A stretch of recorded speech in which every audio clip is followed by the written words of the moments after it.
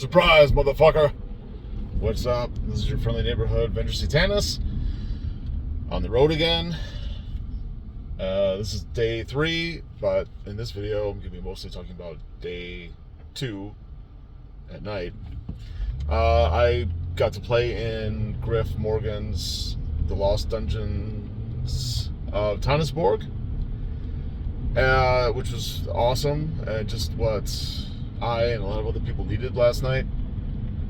It was really like, it felt like taking a time machine back to the late, well, maybe not even late, I'm just gonna say mid 70s. He did a great job dungeon mastering, and just, I don't know, just everything that went into it. There were so many things. It literally felt like we were playing in, I don't know, Dave Arneson or Gary Gygax's campaign or convention game from like way back when in the 70s. That whole style, the whole style of like, you know, beginning to explore Mega Dungeon and first level OD&D, original D&D characters struggling to survive, and just everything that goes with that. It's funny because it's such a night and day difference between how a lot of us play even normal D&D today with how it was done back then. We had a guy that's sitting next to me, Bill, that was mapping, and there was I think there were a dozen characters, and there were like 9 of us playing. So we had like 3 sort of helper sort of PCs waiting in the wings, and you know, we fought these giant snakes in one room, and we were like, you know, the melee guys were up front, and then the guys that had some ranged weapons were in the middle, and then the healers and the mage were in the back, and you know, listening at doors and trying to find secret passages, and it was just like playing, you know, way back then. And it's like I said, it's such a complete contrast. It was cool just for that, because it literally felt like, yeah, we had time traveled back then, and we were playing in an actual old school like Mega Dungeon kind of game. I mean, I kind of got vibes of both the Temple of Elemental Evil, sort of, and also kind of reminded me the 2 times that I played in the Tecumseh game, when we were exploring like the Undercity and various, you know, dungeons and things like that beneath, the main metropolis where we were starting out. That was years ago. Both of those were years ago, so trouble remembering exact details. But anyway, it was fantastic. And then after that, we were very, very tired, and I went to bed. Some people stayed up and hung out and talked and drank and whatnot.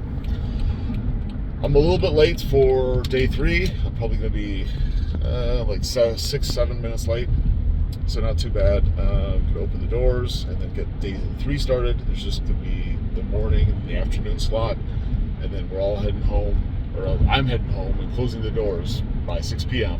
tonight. Some people that aren't leaving until tomorrow, I think, are going to stay and hang out and maybe game themselves,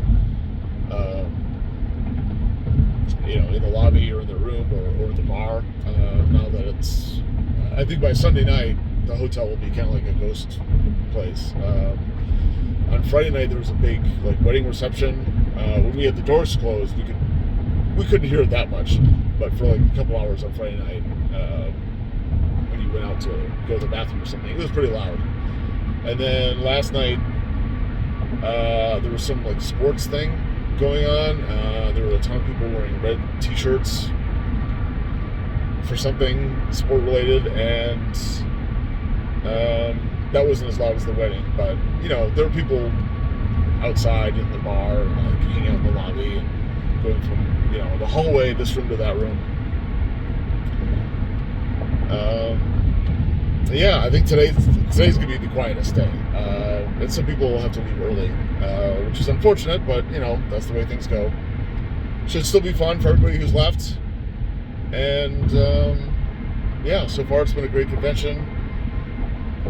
Thanks to everybody who's been there and participated and running things. It's cool. As some people have noticed and mentioned, that it's kind of a collection of eccentric game masters. There's almost equal number of game masters to players. So everybody is like, hey, I can run something if you want. So yeah, we have a plethora of GMs, which is nice. It's a good problem to have, as my buddy Colin said to me yesterday, and I agree. Yeah, you never know what you're gonna get. It's my convention, and so it's kind of has latched onto my laissez-faire aesthetic, for good or bad. You can do that with a smaller convention like this, but when it gets bigger, who knows? Tentacles crossed that it does get bigger. And speaking of which, I will be announcing VengerCon 3 dates in my blog post tomorrow.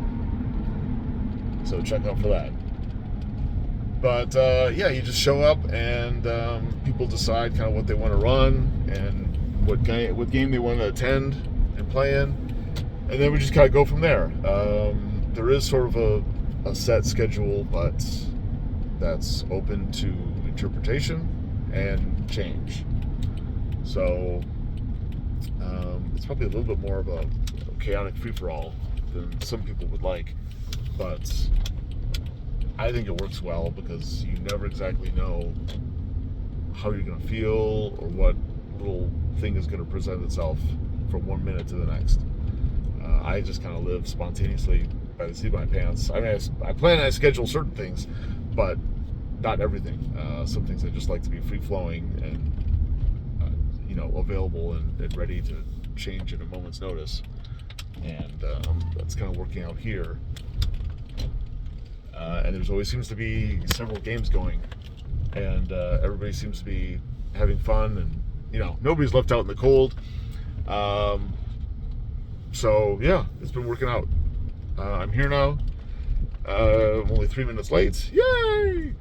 So good games, everybody, and yeah, I'll put another vlog out there tonight probably to let you know how the rest of the convention went.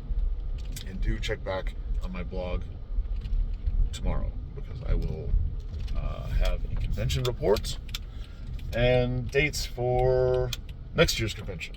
All right. Wish us all luck and safe travels getting home, everybody.